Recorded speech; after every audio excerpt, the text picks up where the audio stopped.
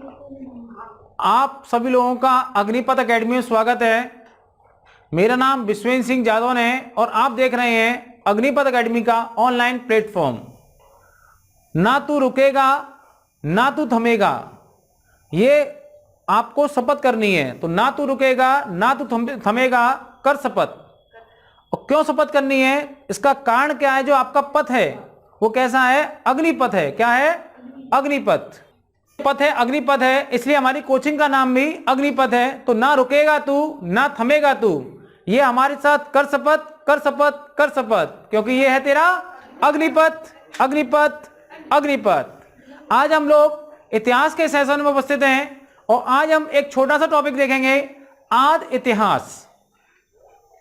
हमने कल प्राग ऐतिहासिक के काल के बारे में पढ़ा, आज हम आदि इतिहास काल के बारे में पढ़ेंगे। मैंने आपको बताया कि जब मानव ने पाषाण का प्रयोग करता था, पाषाण के बाद मानव ने धातुओं का प्रयोग करना शुरू किया। जब धातुओं का प्रयोग किया तो सबसे पहले मानव ने कॉपर धातु या तांबा धातु का प्रयोग किया था, और तांबा धातु के बाद मानव ने कांस्य धातु का प्रयोग शुरू किया, और कांसे की धातु के बाद उसने लोहे की धातु का प्रयोग शुरू किया। इसी माध्यम से तीन संस्कृतियों का विकास हुआ। उनमें से एक संस्कृति थी ताम्र पाषाण कालीन संस्कृति, एक संस्कृति थी हड़प्पा संस्कृति, और एक थी वैदिक संस्कृति। कौन सी थी? वैदिक संस्कृति। ये तीन संस्कृतियां अलग अलग समय में विकसित हुई। जो ताम्र पाषाण संस्कृति थी उसमें क्या था? तांबे का और पत्थर के दोनों के उपकरणों का प्रयोग किया जाता था, क्योंकि जब कोई जब समय निकल रहा होता है और दूसरे समय में परिवर्तन हो रहा है तो क्या एक संक्रमण का काल होता है। जैसे जब एंड्रॉयड मोबाइल आ रहे थे तो कुछ पर एंड्रॉयड थे लेकिन ज्यादातर पर कीपैड थे। जैसे जैसे एंड्रॉयड का दौर आता गया तो आज भी कुछ लोगों पर कीपैड है, लेकिन अगर हम 20 साल बाद जाएंगे तो शायद कीपैड किसी पर ना मिले। समझ में आ गया? क्योंकि लोग पढ़ाएंगे फिर कि एक फोन होता था जिसमें बटन भी हुआ करते थे। तो ऐसे क्या था, जब हम पाषाण से निकल रहे थे और धातु की तरफ पहुंच रहे थे तो हम धातु के उपकरण तो बना रहे थे, लेकिन साथ साथ हम पत्थर के उपकरणों को भी बना रहे थे। अब मुझे एक बात आइए, ताम्र पाषाण काल में जो कॉपर के जो क्या बोलते हैं उपकरण अधिक बन रहे होंगे या फिर पत्थर के? निश्चित बात है पत्थर के, क्योंकि जब कोई चीज की शुरुआत होती है तो हम एकदम परिवर्तन नहीं आ जाता है कि धीमे धीमे कॉपर का प्रयोग लगातार बढ़ता जा रहा होगा। उसके बाद उसके बाद क्या हुआ? हड़प्पा सभ्यता आई, उसमें कांसे का प्रयोग शुरू हुआ। अब ये नहीं कि हड़प्पा सभ्यता में कांसे का प्रयोग शुरू हो रहा है तो कॉपर का प्रयोग बंद हो गया। कॉपर का प्रयोग बंद नहीं हुआ, लेकिन पत्थर के औजार नहीं मिलते हैं, पत्थर के औजार नहीं मिलते हैं, लेकिन कांसे का प्रयोग हो तो रहा था, लेकिन अभी भी हड़प्पा सभ्यता में कॉपर का प्रयोग अधिक हो रहा था। उसके बाद वैदिक सभ्यता आई तो कांसे का और कॉपर का प्रयोग लगातार चलता रहा होगा, लेकिन वो अब लोहे का प्रयोग भी करने लगे। लोहे के प्रयोग को क्रांति कहते हैं, क्योंकि अब लोहे के प्रयोग से क्या हुआ? पेड़ों को काटना आसान हो गया, खुदाई करना आसान हो गया, किसी को मारना आसान हो गया, क्योंकि जो लोहे में जो मजबूती होती है और जो पैनापन होता है वो अन्य धातुओं से हमें अधिक स्ट्रेंथ प्रदान करता है। क्योंकि उस समय ऐसी व्यवस्था नहीं थी कि आज की जो कॉपर की धातु से बहुत मजबूत चीजें बनाई जा सकें, लेकिन लोहे से चीजें बनती थी ऐसी। तो हम इसी के संबंध में पढ़ेंगे आदि इतिहास में कौन कौन से काल आए। तो कह सकते हैं कि एक ताम्र पाषाण काल आया, एक हड़प्पा काल आया और एक वैदिक काल आया। कौन कौन से आए?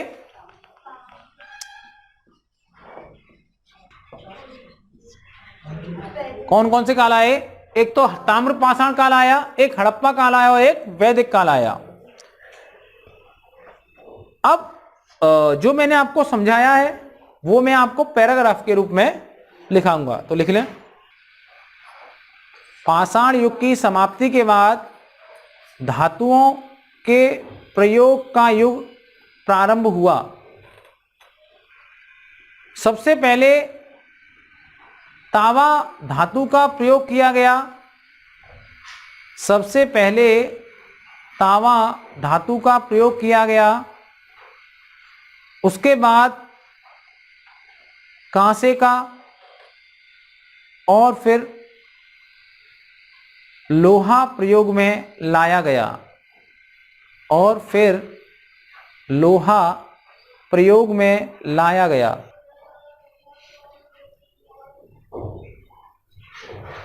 किंतु पाषाण उपकरणों का प्रयोग पूर्णतः बंद नहीं हुआ। लंबे समय तक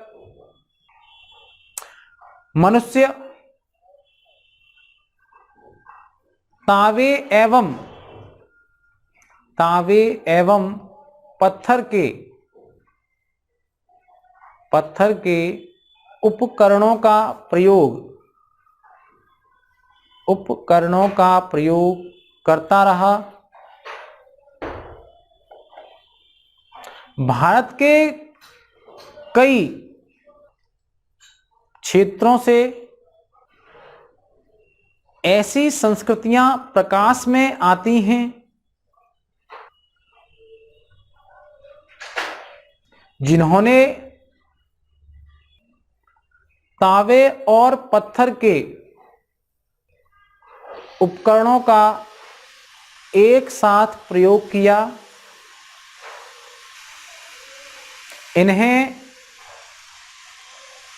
ताम्रपाषाण संस्कृतियां कहा जाता है। इनकी कालावधि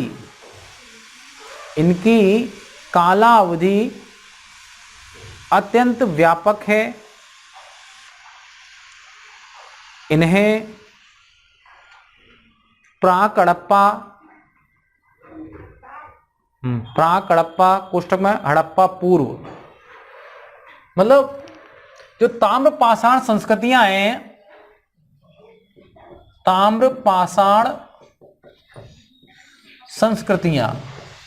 अब ये एक बात किसी को कंफ्यूजन में डाल सकती है कि ताम्रपाषाण संस्कृतियां हड़प्पा सभ्यता से पहले विकसित हुई और जब हड़प्पा सभ्यता विकसित हो गई तो फिर तब ताम्रपाषाण संस्कृतियां नहीं थी। लेकिन भारत के संबंध में ऐसा नहीं है।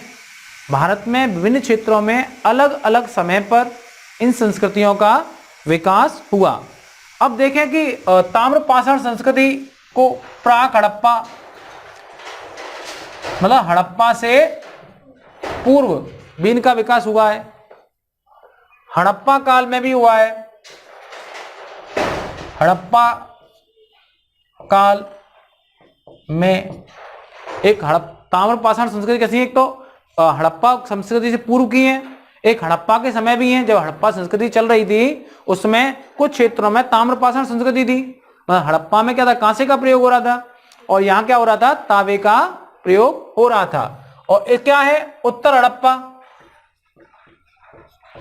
और उत्तर हड़प्पा का मतलब है कि जब हड़प्पा संस्कृति समाप्त हो गई तब भी कुछ क्षेत्रों में ताम्रपाषाण संस्कृति चल रही थी, जहां पर तावे और पत्थर के औजार मिक्स करके बनाए जा रहे थे। मिक्स हो नहीं, तावे में पत्थर को मिला दिया। कुछ औजार पत्थर के हैं, कुछ औजार तावे के हैं। और जैसे बैट तावे का डाल लिया और हथौड़ा पत्थर का है, ऐसा भी कर सकते हैं। जैसे आजकल आप हथौड़ा देखते हो, लकड़ी और किसका है, लोहे का चलता हथौड़ा, ऐसा बना सकते थे।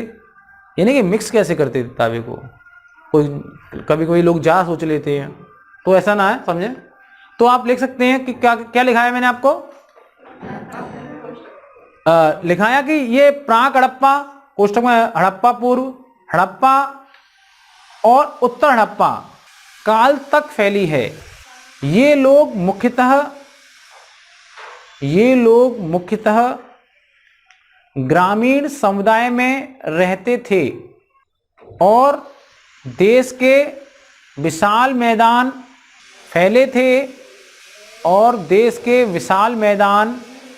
में फैले थे, जहां पहाड़ी जमीन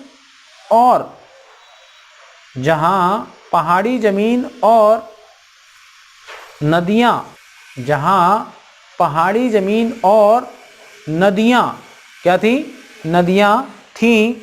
इनका मुख्य व्यवसाय कृषि और पशुपालन था। इनकी पहचान विशिष्ट मृद भांडों द्वारा की जाती है। इनकी पहचान विशिष्ट मृद भांडों द्वारा की जाती है। मृद भांड मतलब मिट्टी के बर्तन, नहीं क्या कहते हैं, मटका क्या है, एक मृद भांड है। क्या है, मृद भांड। मिट्टी के बर्तनों को मृद भांड कहते हैं। देखें ये संस्कृतियाँ दक्षिण पूर्वी राजस्थान, पश्चिमी मध्य प्रदेश, पश्चिमी महाराष्ट्र, दक्षिण पूर्वी भारत आदि में मिलती हैं। पैराग्राफ चेंज करें। इस काल के लोग लेखन कला से परिचित थे। आप सभी ने गलत लिख लिया। आदि इतिहास काल की मुख्य विशेषता क्या है, लेखन कला नहीं थी। समझे, आपने क्या लिखा अभी, अरे सुन तो लो, क्या लिखा आपने, लेखन कला से परिचित नहीं थे। ठीक है, क्योंकि ये अगर विशेषता मैंने गलत लिखा के दोबारा सही करा रहा हूं, इसका मतलब आपको याद रखना है, भूल मत जाना। मैं लिखा के निकल भी जाता, 2 मिनट क्यों खराब की, क्यों भूल नहीं जाए, समझे, फिर भी भूल गए।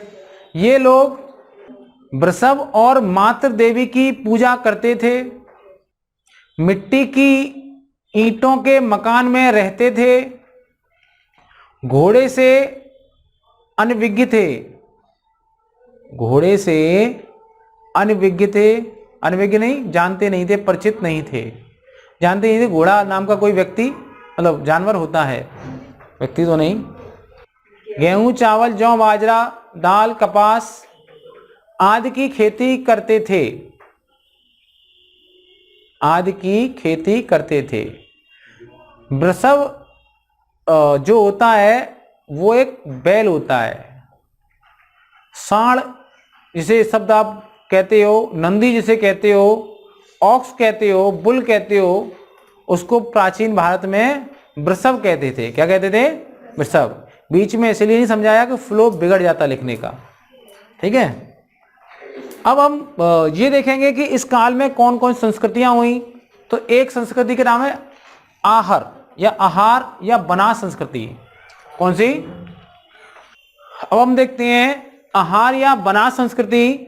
आहार या बनास संस्कृति का अगर हम समय काल देखें तो यह संस्कृति 2100 ईसा पूर्व से 1500 ईसा पूर्व, कब हुई थी, 1500 ईसा पूर्व हुई थी। इसके कुछ प्रमुख स्थल हैं, उनके नाम लिख लें आप लोग। प्रमुख स्थल आहार, दूसरा है गिलंदू,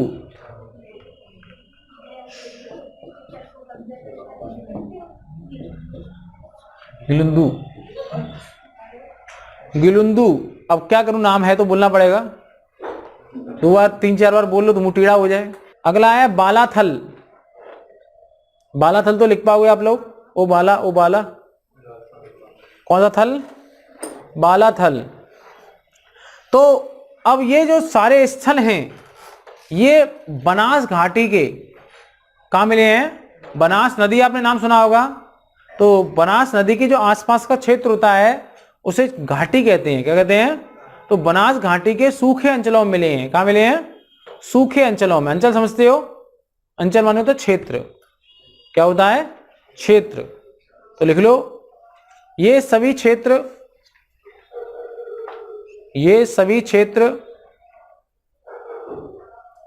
दक्षिण पूर्वी राजस्थान में स्थित, दक्षिण पूर्वी राजस्थान की बनास नदी घाटी क्षेत्र के सूखे अंचलों में, बनास नदी घाटी के सूखे अंचलों में मिले हैं। अगला पॉइंट लिखें इसी में, अगला पॉइंट, आहार को ताम्रवती कहा गया क्योंकि यहां से बड़ी मात्रा में तावे के उपकरण मिले हैं। अगला पॉइंट, किलिंदु से पकी हुई ईंटों के साक्ष्य मिले हैं। अब अगली है मालवा संस्कृति। कौन सी है? मालवा संस्कृति। ये कहां मिली है? मध्य प्रदेश में। लिखें इसके प्रमुख स्थल।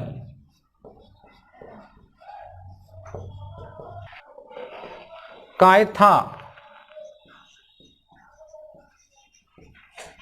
एरण, नागदा, नवदा,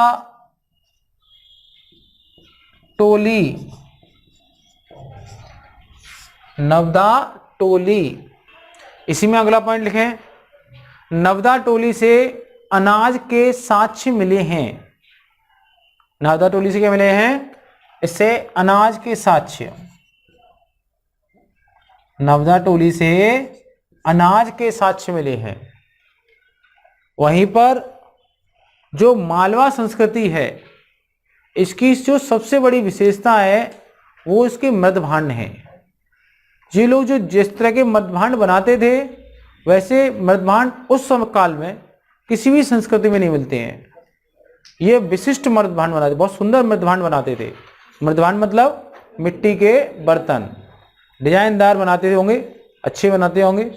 तो लिख सकते हैं मालवा संस्कृति की विशेष विशेषता यह है कि उनके मृदभांड उस काल की सभी संस्कृतियों से उत्कृष्ट हैं। अब है जारवे संस्कृति। कौन सी है? जारवे। जारवे संस्कृति। तो जारवे संस्कृति है महाराष्ट्र में। कहां पाई गई है? महाराष्ट्र में। लिख लें आप, कहां पाई गई है ये? महाराष्ट्र में। अब इसके प्रमुख स्थल लिख लें आप लोग। प्रमुख स्थल जारवे, नेवास और दायमाबाद। कौन सा बात? दायमाबाद। पुणे का सोनगांव, पुणे का है, पुणे का ये। हाँ, इसी के स्थल है। इनाम गांव, पुणे क्या है? सोनगांव और इनाम गांव। दायमाबाद से मिला, हाथी मिला है, गैणा मिला है, भैंसा मिला है, और एक रथ चलाता हुआ मानव की मूर्ति। रथ चलाते हुए मानव की मूर्ति कहां से मिली है? दैमाबाद से या दायमाबाद से। कुछ हाँ, पशु के साक्ष्य मिले हैं, मानव के रथ के साक्ष्य भी मिले हैं। इसका मतलब इन लोगों ने रथ बना लिया था। अब इनके यहाँ एक विशेष विशेषता ये थी कि ये भूत भगाना जानते थे। हाँ, ये भूत भगाना जानते थे। आपने कभी देखा हो कि अपने यहाँ कोई मर जाता है तो ऐसा सिस्टम किया जाता है, उसको अनाज उल्टे डाले जाते हैं कि सीधे डाले जाते हैं कि ये दोबारा हमारे घर पे लौट नहीं आए। जो जारवे संस्कृति के लोग थे वो अलग ही लेवल के थे। उनके पैर ही काट दो। समझ में आ गया? इनने क्या किया? पैर ही काट दो। भाई हमारे अनाज डालते हैं, कुछ और डालते हैं, कुछ चक्कर भी लगाते हैं, पंडित जी कुछ करता भी है, और फिर हम उसके छोटा काज बड़ा काज भी करते हैं। इससे ये वापस लौट के ना आए ना, शांति मिल जाए, नहीं फिर हमें ढूंढेंगे। मैंने कहीं ढूंढे डाने के मतलब ही नहीं है। यूं काट दो, कहीं जा ही नहीं पाएगा, यहीं रहेगा। तो ये क्या करते थे? पैर काट देते थे। और क्यों काटते थे? ताकि वो भूत ना बन पाए। हाँ, मृत लोगों के बहुत टेंशन में था वो कि जिंदा ही काट देते थे। ओ माय गॉड, सही रहा, मृत के काटते थे। जब कोई व्यक्ति मर गया, मृत्यु हो गई, तो सबको दफनाने से पहले क्या करते थे? उसका टांग काट देते थे। उसकी क्या कर देते थे? टांग। और क्यों काटते थे? ताकि वो भूत ना बन जाए। क्या ना बन जाए? भूत ना बन जाए। क्यों? टांग ही नहीं होगी तो भूत बन भी जाएगा तो उसी में रहेगा, चल नहीं पाएगा बेचारा, तो उसकी टांग काट देते थे।